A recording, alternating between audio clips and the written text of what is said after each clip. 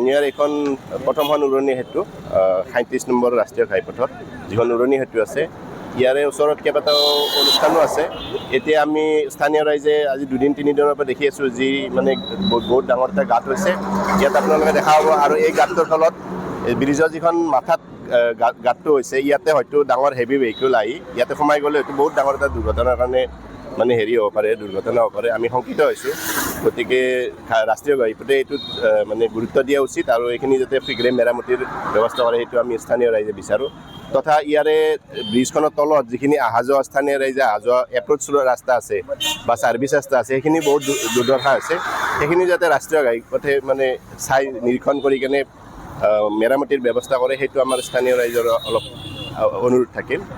আচলতে আমাৰ ৰঙিয়াৰ যিটো বৰ্তমান আগৰ 31 নম্বৰ এতিয়া 27 নম্বৰ ৰাষ্ট্ৰীয় ঘাইপথত ৰঙিয়াৰ মাজেৰে যোৱা যিখন উৰণীয়া সেতু সেই উৰণীয়া সেতুখনৰ আপোনালোকে যদি চাই আমাৰ একদম মাথাতে বৰষুণৰ পানী গৈ গৈ ইমান নিম্নমানৰ কাম, সেই কামৰ কাৰণে যি দুৰ্দশা, আজি এটা বিৰাট ডাঙৰ গাঁত উৰণীয়া সেতুখনৰ মাথাত এটা বিৰাট ডাঙৰ গাঁত আৰু ভিতৰে ভিতৰে গোটেই খাই পেলাইছে। আৰু আপোনালোকে যদি দেখে নিজে যদি স্বচক্ষু চাই দেখা পায় এটা ভয়ংকৰ মৰণফান ইয়াত। যিকোনো মুহূৰ্তত অসমৰ বিভিন্ন প্ৰান্ত, ভাৰতবৰ্ষৰ বিভিন্ন প্ৰান্তৰ পৰা গাড়ী এই উৰণীয়া সেতুৰে পাৰ হৈ যায়, বহুত বিভিন্ন টনৰ গাড়ী ওজনৰ। আৰু সেই গাড়ীবিলাক পাৰ হৈ যোৱাৰ পিছত যিকোনো মুহূৰ্তত ৰঙিয়াৰ এই উৰণীয়া সেতুৰ একদম মাথাত যিকোনো আপোনাৰ গাড়ীখন সোমাই যাব পাৰে। এটা নিশ্চিত দুৰ্ঘটনা যে আমি এটা বিপদৰ ফালে গৈ আছোঁ, তেনেকুৱা এটা দুৰ্ঘটনা আমি হ'ব বুলি এতিয়া ৰাইজে শংকা কৰিছে। ৰঙিয়া ৰাইজে, ময়ো ৰঙিয়াবাসী হিচাপে কৈছোঁ যাতে তেনেকুৱা বিপদ আমাৰ নঘটক। সেই বিপদৰ বাবে আমি হাত সাৰিব পাৰোঁ তেনে এটা আশাৰে আমি আচলতে মই এই কথাখিনি ক'লোঁ। খুব দুখ লগা কণ্ডিশ্যন, কি ধৰণৰ কাম কৰিছে মই বাৰু চৰকাৰৰ গাফিলতি বা তেনেকুৱা কথা নকওঁ, কিন্তু যোনে কামটো কৰিছে বৰষুণৰ পানীত যদি ৰাষ্ট্ৰীয় ঘাইপথৰ দৰে এখন উৰণীয়া সেতু যদি দুৱাৰমুখটো মাটিৰে সহায় লৈ যায় ইমান ডাঙৰ সুৰুঙা এটা ডাঙৰ এটা ফোপোলা স্বৰূপ কৰি থৈ গৈছে। আৰু সেই যিকোনো মুহূৰ্ততে কিন্তু যদি বিভিন্ন দূৰ দূৰান্তৰ পৰা অহা ট্ৰাক যিকোনো মুহূৰ্ততে আমাৰ ৰঙিয়া উৰণীয়া সেতুৰ একদম মাথাত আপোনাৰ গাড়ীখন সোমাই যাব পাৰে। সেই গতিকে গোটেইখিনি ৰাইজ সজাগ হওক আৰু বিভাগীয় কৰ্তৃপক্ষকো অনুৰোধ কৰিছোঁ অতি শীঘ্ৰে আপোনালোকে এইখিনি পৰিদৰ্শন কৰক। বৰ দুখ লগা অৱস্থা, যিকোনো মুহূৰ্ততে কিন্তু আমি এটা নিশ্চিত বিপদৰ ফালে আগবাঢ়িছোঁ। যদি এই প্ৰশাসন বিভাগ আমাৰ সজাগ নহয়, চৰকাৰে যদি সজাগ নহয়, তেতিয়াহ'লে এটা আমি নিশ্চিত বিপদৰ ফালৰ পৰা ৰঙিয়া ৰাইজে গৈ আছোঁ। কাৰণ এইটো ৰঙিয়াৰে বিপদ হ'ব। উৰণীয়া সেতুখন আটাইতকৈ প্ৰথম উৰণীয়া সেতু এইখনেই আছিল আমাৰ ৰঙিয়াৰ প্ৰথম হাৱেচ চকৰ ওপৰেৰে পাৰ হৈ যোৱা।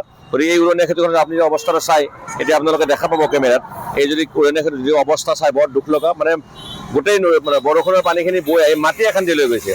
এখন উৰণীয়া সেতু যদি সাধাৰণ গাঁৱৰ যদি এখন দলঙত যদি মাটি খান্দি নিয়াটো বেলেগ কথা, কিন্তু এখন ৰাষ্ট্ৰীয় ঘাইপথ ইমান ডাঙৰ এটা সন্থা, সেই সংস্থাটো যদি এই তেনেকুৱা ধৰণৰ কাম কৰে, বৰষুণৰ যদি পানীত যদি ধোৱা যায় মাথাটো, গতিকে এটা গাঁত কৰি পেলাই যদি সেইটো এটা বিৰাট ভয়ানক কাণ্ড। গতিকে বিভাগীয় কৰ্তৃপক্ষই উচিত ব্যৱস্থা ল'ব অতি শীঘ্ৰে, এই কামটো কৰক। নহয়তো কিন্তু আমি হয়তো কেইদিনমান পিছত এটা নিশ্চিত বিপদ, কাৰণ বহুত হেভি গাড়ী কিছুমান পাৰ হৈ যায় ইয়াৰ মাজতে। উত্তৰ প্ৰদেশ, বিহাৰৰ পৰা বহুত ডাঙৰ ডাঙৰ গাড়ী আমাৰ গুৱাহাটীলৈ যাব লগা অহা গাড়ী এই উৰণীয়া সেতুখনৰ দৰমুখেৰে পাৰ হৈ যায়। গতিকে যদি কেতিয়াবা যদি দৰমুখৰ মাথাত ব্ৰিজখন পাৰ হৈ আমাৰ ফাটেমাখনৰ পৰা ষ্টাৰ্ট হৈ ৰঙিয়া হাৱেচ চকৰ শেষ হৈ যায়, সেই মাথাত আপোনালোকৰ গাড়ীখন হয়তো কেতিয়াবা গোটেই গাড়ীখনে সোমাই যাব পাৰে। তেতিয়া এটা কিমান ডাঙৰ এটা ঘটনা হ'ব। গতিকে আমি ঘটনা এটা বিপদৰ সংকেত যিহেতু পাইছোঁ, সেই ঘটনাটো হোৱাৰ আগতে মোৰ বিভাগীয় কৰ্তৃপক্ষলৈ অনুৰোধ, এবাৰ চাই যাওক আপোনালোকে আৰু চাই অতি শীঘ্ৰে যাতে এই কামখিনি কৰি দিয়ে। বৰ দুখ লগা কথা। লগতে আমাৰ ব্ৰিজৰ তলৰখিনিও প্লাছ ওপৰৰখিনিও যদি বাকী অভাৰব্ৰিজৰ দৰে যিটো এটা সুন্দৰ এটা আমাৰ এটা জাকজমকতা আমাৰ অসমখনো ভাল লগা হ'ব, লাইটৰ যাতে ব্যৱস্থা কৰে। প্ৰথমখন উৰণীয়া সেতু আছিল,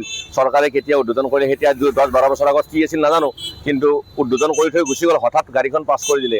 এতিয়াতো বহুত ধুনীয়া যেনে বাকী ব্ৰিজবিলাক দেখা পাওঁ, তাতকৈ যদি গোটেই অসমৰ ব্ৰিজ চাব আৰু ৰঙিয়াৰ ব্ৰিজখন চাব, তাতে যদি ষ্ট্ৰীট লাইটৰ ব্যৱস্থা কৰে এটা সুন্দৰ এটা মনোমোহা দৃশ্য হ'ব যে এইখন আমি ৰঙিয়া পালোঁ, ৰঙিয়া পাৰ হ'লোঁ বুলি এখন ব্ৰিজ ষ্ট্ৰীট লাইটৰ ব্যৱস্থা কৰক। আৰু যিটো মাথা যিটো সেই ভয়ানক কাণ্ড হৈছে সেইটো বিভাগীয় কৰ্তৃপক্ষই অতি সোনকালে চাওক আৰু চাই যদি ব্যৱস্থা কৰে। নহয়তো কিন্তু নিশ্চিত বিপদৰ দিশে আমি গৈ আছোঁ, কাৰণ বহুত ওজন থকা গাড়ী এই মাজতে পাৰ হৈ যায় আৰু যিকোনো মুহূৰ্তত মাথাত গাড়ী এখন সোমাই যাব পাৰিব পাৰে। আৰু আপোনালোকে যদি কেমেৰাত দেখা পাব এতিয়া যি ধৰণৰ এটা গাঁত, ইমান ডাঙৰ গাঁত এটা ভয়ংকৰ আৰু তলৰ ফালে ফোপোলা কৰি পেলাইছে মাটিটো খাই খাই, যিকোনো মুহূৰ্তত গাড়ীখন সোমাই যাব পাৰে। সেইকাৰণে মই আকৌ অনুৰোধ কৰিছোঁ চৰকাৰক, বিভাগীয় কৰ্তৃপক্ষক, তেখেতসকলে আহি চাওক আৰু অতি শীঘ্ৰে মেৰামতি কৰক। যিকোনো খবৰৰ বাবে যোগাযোগ কৰক আমাৰ এই নম্বৰত 9181 307 221।